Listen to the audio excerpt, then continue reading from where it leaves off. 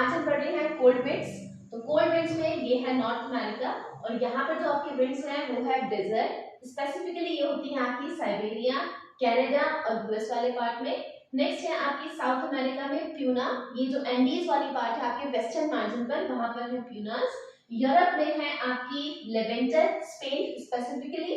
मिस्टल है आपकी फ्रांस या फिर एल्प्स जो माउंटेन्स है वहां पर।